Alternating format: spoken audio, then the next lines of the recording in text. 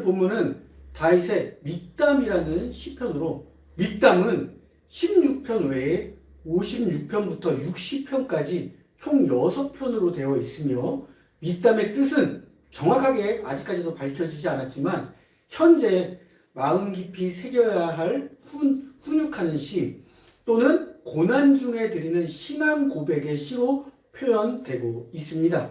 오늘 본문에서 다윗이 사울왕을 피해 도망다니며 생명의 위협 속에서 하나님을 찾고 하나님을 믿고 의지하며 나아가는 장면을 볼 수 있습니다. 8절부터 보도록 하겠습니다. 8절, 내가 여호와를 항상 내 앞에 모시며 그가 나의 오른쪽에 계심으로 내가 흔들리지 아니하리로다. 내가 여호와를 항상 어디에요? 내 앞에 모시며 라고 말씀을 하고 있습니다. 여기서 다윗은 여호와를 항상 자신의 앞에 모시며 라고 말씀을 하고 있으면서 자신이 즐거울 때도 슬플 때도 힘들 때도 어려울 때도 기쁠 때도 그 어떠한 상황 속에서도 하나님을 내 앞에 모시겠다고 말씀을 하고 있습니다. 다윗은 지금 도망다니는 상황을 시편 16편 1절에서 말해주고 있습니다. 1절 한번 보도록 할게요. 이 시편을 말하기 전에 다윗이 먼저 어떤 상황이었냐면, 하나님이여 나를 지켜주소서, 내가 주께 피하나이다. 다윗이 도망치고 있는 상황을 말씀하고 있다는 거예요. 이 도망치고 있는 상황 속에서 하나님한테 나를 지켜달라고 말하고 내가 주께 피하나이니까, 오늘 8절 말씀처럼 내 앞에 항상 여호와를 모시겠습니다 라고 고백하는 모습을 볼 수 있다는 것이죠. 8절 다시 볼게요. 네, 정확하게 이 도망가는 상황이 어떤 상황인지 말은 해주지 않고 있습니다만, 하지만 이 장면을 보고서도 우리가 다윗이 지금 어떤 상황에 처해 있는지를 추측할 수 있다는 것입니다. 다윗의 믹담의 시는 자신이 쫓기거나 그리고 목숨이 위태로운 상황에서 하나님을 찾고 믿고 하나님만을 의지하고 나아가는 내용을 담고 있다는 것입니다. 이 16편뿐만 아니라 56편에서 60편까지도 계속해서 다윗이 하나님을 찾는데 어려운 가운데서, 쫓기는 상황에서, 목숨이 위태로운 상황에서 하나님을 찾는 모습을 우리가 볼 수 있다는 것입니다. 이렇게 쫓기는 상황에서는 사람들이 대부분 어디로 가야 할지, 어떻게 해야 할지 생각과 시각이 좁혀지고 있다는 것이죠. 그리고 내 안에 두려움이 앞서서 그 어떤 것이 눈앞에 보이지 않는다는 것입니다. 하지만 그 모든 것을 자신의 하나님께 맡기고자 바로 오늘 내 앞에 모시는 하나님을 얘기하고 있다고 고백을 하는 장면을 우리가 볼 수 있다는 것이죠. 그것은 하나님을 내가 전적으로 의지한다. 그리고 하나님의 나의 갈 길을 지금 이 상황에서 알려준다는 믿음이 있었기 때문에 하나님이 그 당시에 나침반이며 지금으로 말하면 내비게이션 같이 우리가 따라가고 있다는 것을 말씀하고 있다는 것이죠. 저희도 모르는 길은, 물론 아는 길은 내비게이션을 켜지 않지만 모르는 길은 무조건 내비게이션을 켜고 갑니다. 내비게이션이 없었을 때는 지도를 보고 찾아다녔었죠. 그런 것처럼 내비게이션을 믿고 따라가는 것처럼 다윗은 지금 이 시점에도 하나님을 믿고 따라간다는 것입니다. 앞서서 모세 때에 하나님이 이미 불과 구름 기둥으로 내비게이션의 역할을 해주셨기 때문에 다윗은 모세의 그 이야기들을 듣고 알고 있었기 때문에 하나님을 믿으면 내 앞에서 하나님이 나의 길을 열어주실 것이라고 생각하고 기도하고 있었다는 것이죠. 자, 우리가 출애굽기 13장 21절에서 22절 한번 보도록 하겠습니다. 이 출애굽기 13장 21절 내용은 앞서 모세가 이제 마지막 10번째 재앙을 끝난 다음에 바로가 데리고 나가라. 그래서 그 백성들을 데리고 나아갈 때에 여호와께서 이렇게 얘기를 합니다. 여호와께서 그들 앞에서 가시며, 여기 앞에서도 그들 앞에서 가시며, 그러니까 그들을 길을 인도하는 모습을 볼 수 있다는 거예요. 하나님을 믿고 따르면 하나님께서 우리 앞에서 길을 먼저 보여주신다는 것입니다. 그러면서 낮에는 구름 기둥으로 그들의 길을 인도하시고 밤에는 불기둥을 그들에게 비추사 낮이나 밤이나 진행하게 하시니 22절에서 낮에는 구름 기둥 밤에는 불기둥이 백성 앞에서 떠나지 아니하리라. 이때까지만 해도 이 백성들이 모세를 비롯한 백성들이 하나님을 내 앞에서 모시고 있는 모습을 볼 수 있다는 거예요. 그것은 하나님을 전적으로 믿고 의지한다는 거예요. 왜? 그 앞에 하나님이 10가지 재앙을 보여주셨거든요. 그리고 이 10가지 재앙 중에 마지막 재앙은 모든 장자가 죽임을 내리실 거다. 하지만 이스라엘 백성들에게는 너희들이 어린 양의 피를 문지방에 바르면 너희들은 이 재앙을 피할 수 있을 것이다 라고 하나님께서 미리 예언을 해 주셨습니다. 그 모습을 보고 모든 백성들은 하나님과 모세를 따랐고 바로 왕은 모세를 나가라고 했습니다. 백성들을 데리고. 그때 이렇게 하나님께서 백성들 앞에 불과 구름 기둥으로 앞장서서 알려주고 있다는 것이지요. 그 뒤에 다시 오늘 본문 말씀 보시면 8절 그 뒤에 보시면 나의 오른쪽에 계심으로 내가 흔들리지 아니하리로다 말씀을 하고 있습니다. 성경에서 오른쪽은 구원, 보호, 존귀와 영광의 자리로 나타나고 있습니다. 출애굽과 시편과 이사야 그리고 신약성경의 사도행전을 한번 보도록 하겠습니다. 오른쪽을 어떻게 나타내고 계시는지 출애굽기 16절 말씀 먼저 보겠습니다. 여호와여 주의 오른손이 권능으로 영광을 나타내시니이다. 여호와의 주의 오른손이 원수를 부수시니이다. 여기서 주님의 오른손은 원수를 부수시는 오른손으로 나타내고 있으며 시편을 볼게요. 시편 110편 1절에서는 그가 궁핍한 자의 오른쪽에 서사 그의 영혼을 심판하려 하는 자들에게 구원하신 것이미로다. 여기에서는 그의 영혼을 심판하려 하지만 오른쪽에서 섰을 때에 구원하실 자로 구원자로서의 또 역할을 보여주고 계십니다. 이사야 보도록 하겠습니다. 41장 10절에 보시면 두려워하지 말라 내가 너와 함께함이라 놀라지 말라 나는 내 하나님이 됨이라 내가 너를 굳세게 하리라 참으로 너를 도와주리라 참으로 나의 의로운 오른손으로 너를 붙들리라. 하나님의 오른손으로 우리를 붙잡으시면 두려울 것도 없다라고 말씀을 하시고요. 놀라는 것도 없다라고 말씀하십니다. 왜냐하면 하나님이 너와 함께 오른손으로 붙들고 있기 때문에 이렇게 하나님께서 말씀을 하고 계신다는 겁니다. 그뿐만 아니라 너를 도와주리라 라고 얘기까지 하고 계시는 모습을 볼 수 있다는 것이죠. 사도행전 77장에서 55절 56절 말씀을 보겠습니다. 스데반이 성령 충만하여 하늘을 우러러 주목하여 하나님의 영광과 및 예수께서 하나님 우편에 서신 것을 보시고 예수님이 어디에요? 하나님 우편에 서신 것을 보셨다라고 합니다. 그러면서 56절에 말하되 보라 하늘이 열리고 인자가 하나님 우편에 서신 것을 보노라 한데 이 장면이 어느 장면이냐면은 스데반이 예수님을 증거하다가 예수님을 전파하다가 돌로 맞아 죽는 장면을 볼 수 있다는 것이에요. 이렇게 돌로 맞아 죽을 때에 아까 이사야에서 말씀하셨죠. 오른편으로 너를 붙잡았을 때에 그 어떤 상황이라도 두려워하지 말라 놀라지 말라 내가 너와 함께함이라고 얘기를 했던 하나님을 만났기 때문에 스데반은 하나님의 우편에 앉아 계신 예수님을 보았다라고 고백을 하고 있다는 것입니다. 그래서 그 죽음이 오더라도 절대로 흔들리지 않고 오직 예수 그리스도를 전파하는 스데반의 모습을 보고 있었다는 것입니다. 자, 오늘 본문 9절을 보도록 하겠습니다. 이러므로 나의 마음이 기쁘고 나의 영도 즐거워하며 내 육체도 안전히 살리라 라고 말씀을 하고 있다는 거예요. 다윗이 아까 어떤 상황이죠?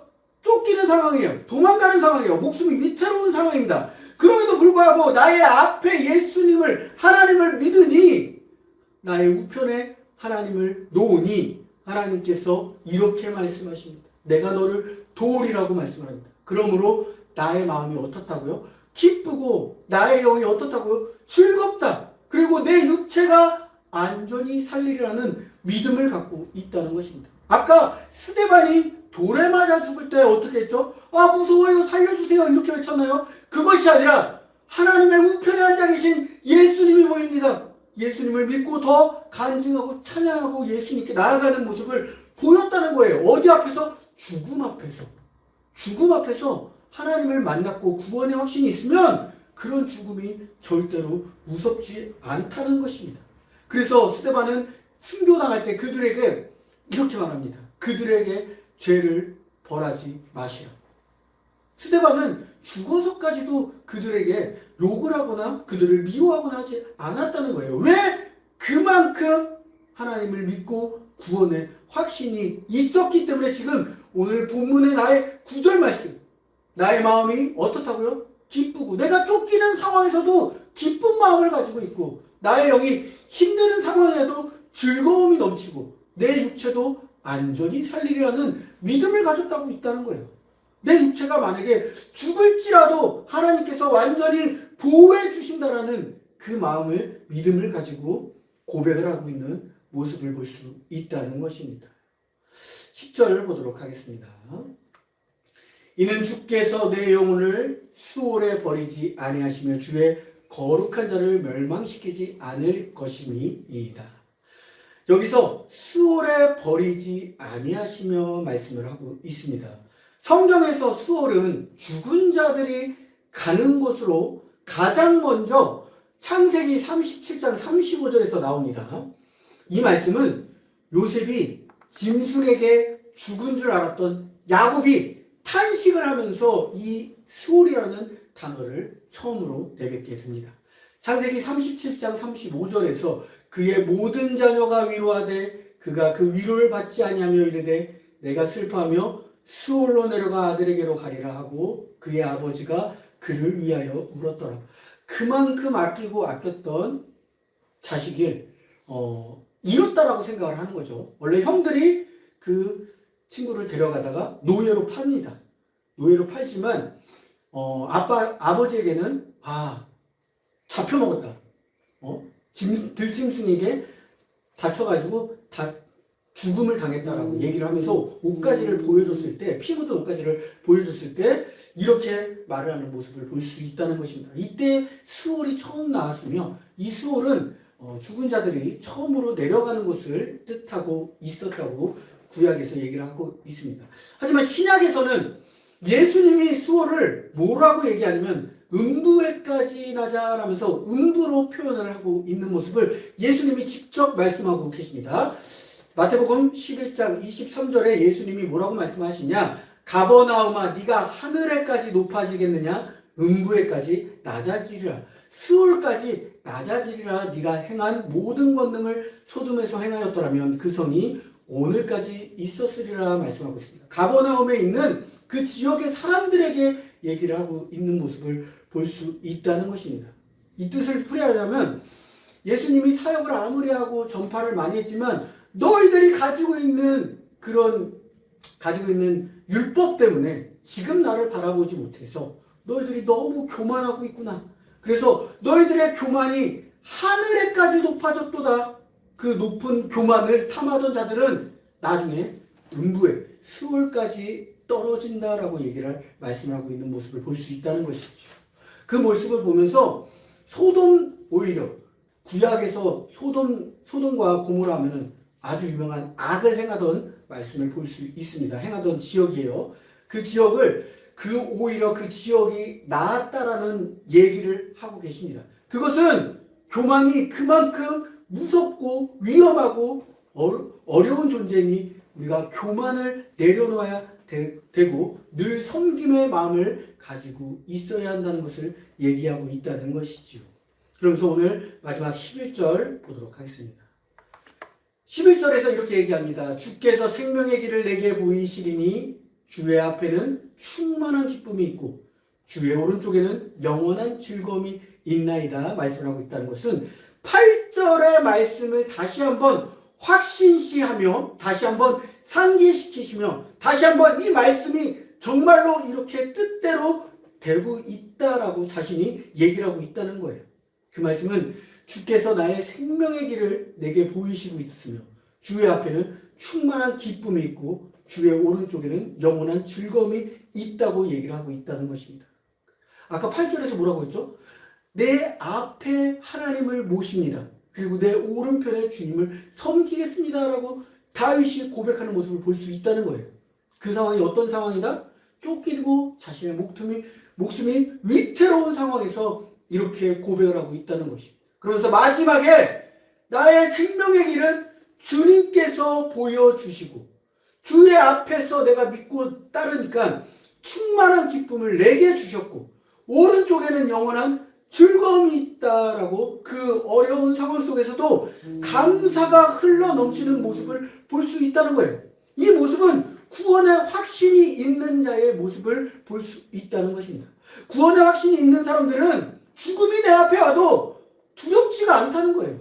지금 오늘 본문처럼 죽음이 내 앞에 와도 주님이 나를 바라보고 주님이 내 앞에 보이기 때문에 나의 죽음은 오히려 기쁨이 넘치고 주님께 갈 수 있음에 영원한 즐거움에 하나님 나라에 내가 들어갈 수 있다라는 것을 웃음꽃이 얼굴에 펴서 얘기하고 있다는 것이죠. 오늘 제목을 보겠습니다. 오늘 제목처럼 저는 오늘 본문을 준비하면서 은혜 받은 내용은 웃음꽃 활짝 피었습니다입니다. 웃음꽃 활짝 피었습니다는 우리가 늘 인사로만 시작을 했습니다. 오늘 본문처럼 어떤 상황 속에서도 늘 하나님을 믿고 따른다면 힘든 상황, 어려운 상황, 특히 이제 자신이 죽음을 임종을 앞두고 있는 상황, 아니면 아픈 상황, 아니면 쫓기는 상황 속에서도 방금 이 고백이 이루어진다면 우리 얼굴에 웃음꽃이 활짝 피어서 감사가 넘쳐 흐른다는 거예요.